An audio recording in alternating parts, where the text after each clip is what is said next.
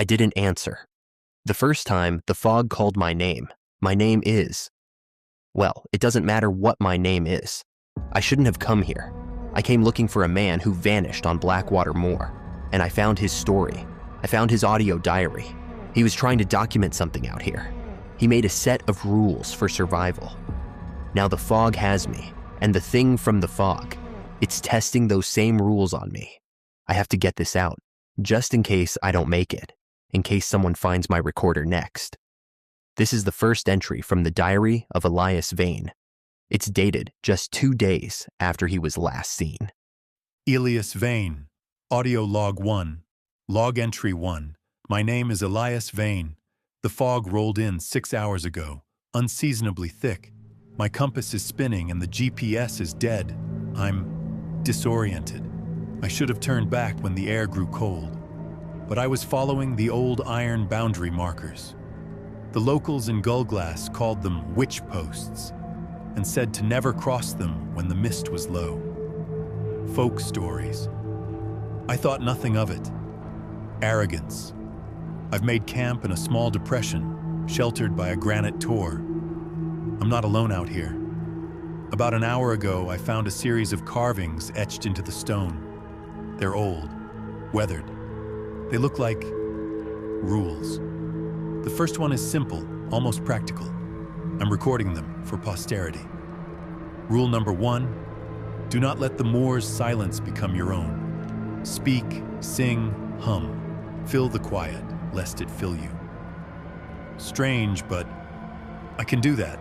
He clears his throat, voice wavering slightly. Mary had a little lamb. Section 1, the rules. That first rule, it felt almost poetic, benign even. Elias must have thought so too. But I've been out here for 2 days, and the silence, it's heavy. It's a physical thing pressing on your ears. After an hour of it, you start humming, just like he did. You talk to yourself. You do anything to break it up. Because when you stop, you start to hear things in the quiet, faint things. Like a choir, singing right on the edge of your hearing. The fog hasn't lifted. Just a dense, white wall in every direction. I found Elias's case yesterday, half buried in the mud, near a cluster of those iron posts he mentioned. It felt like a ghost handing me his last will and testament. I shouldn't have listened, but I did. This is his second entry. He sounds different. That practiced calm is gone. Elias Vane, audio log 2, log entry 2.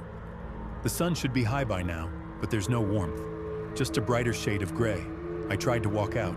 Every direction leads me back to this same tor. I think I passed my own footprints twice. The silence got to me last night. I fell asleep. When I woke up, it felt wrong, like the air in my lungs wasn't mine. It took me a full minute to make a sound. Now for the next rules. I found more of them carved on the other side of this rock. They're getting stranger. Rule number 2, press your back to any iron you find. The cold is a promise of reality.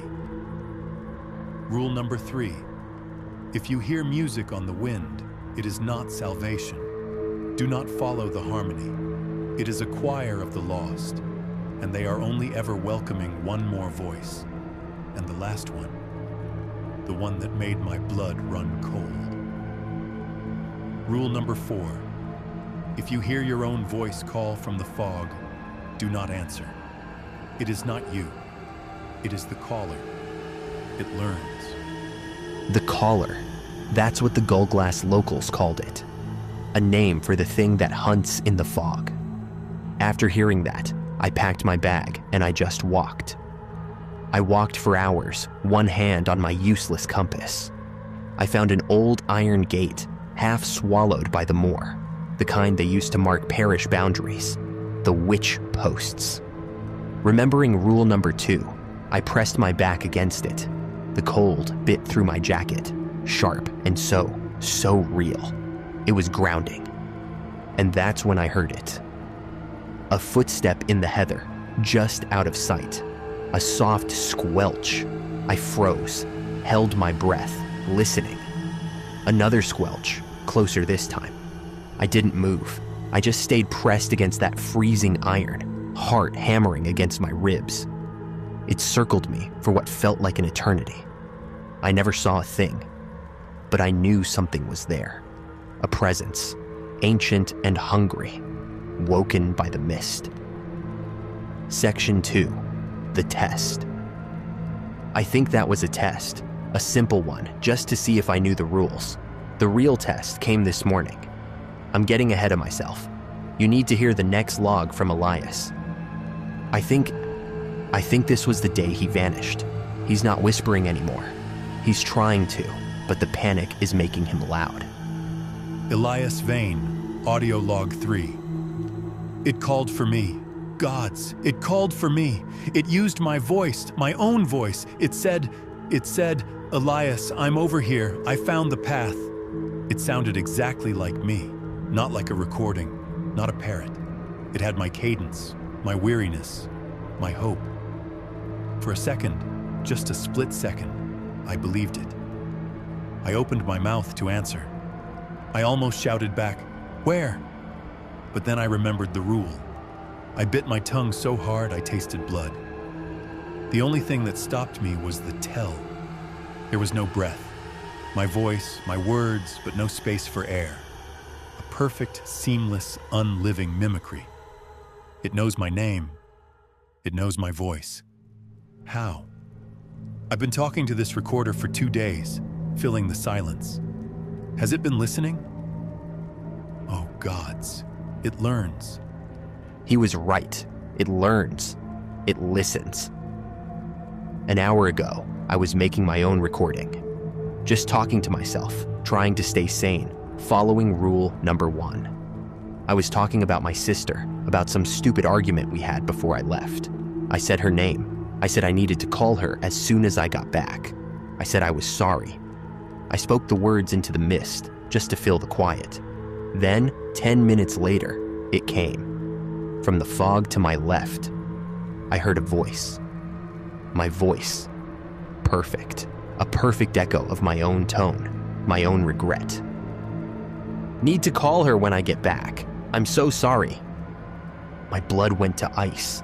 It was playing my own words back to me. But it wasn't just a recording. It felt weaponized. It was using my own feelings against me, my own guilt. And then it changed. The mimicry got smarter. It called my name, my own voice, clear as day, shouted from the fog. Michael. I didn't answer.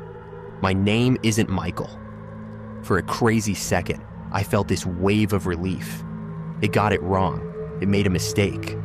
I almost laughed. But then the voice came again from a different direction, closer. And this time, it wasn't my voice. It was hers, my sister's. Her exact tone, the lilt she gets when she's worried. My actual name, please, I'm lost. I came looking for you. Answer me. It wasn't a recording. It was a performance. A perfect, loving, terrified imitation of my sister's voice. And it used my real name, the name I was so careful not to speak. But it had heard it, not from my lips, from my mind. I didn't answer.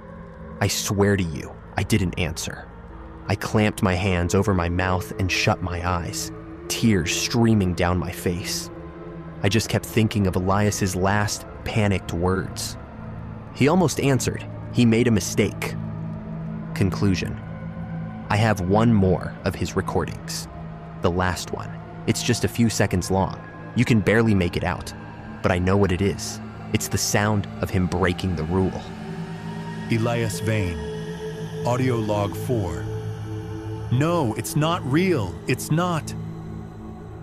His voice is cut off by a wet, tearing sound, followed by a silence deeper and more absolute than anything before. The log ends. I didn't answer. I stayed quiet. The voice faded, and the Moor went silent again. Utterly, unnaturally silent. I thought I'd won. I thought I passed the test. But as I huddled here in the dark, waiting for a dawn that might not come, I remembered something from Elias's notes. I had skimmed them when I first found the recorder.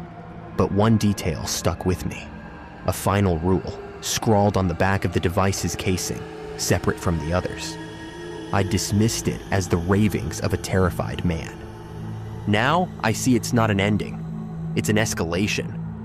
The final rule is, if you don't answer the first time it calls, it will learn to say something you can't ignore. A long pause. Only the sound of my own quiet, shaky breathing. It's learning. It tried my name. It tried my sister's voice. It failed. So now it will try something else. It will find the one thing, the one person, the one sound that I can't possibly ignore.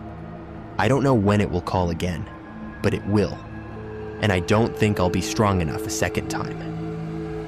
The recording continues in silence for 10 long seconds. Then there is a soft, sudden click as the recorder is turned off.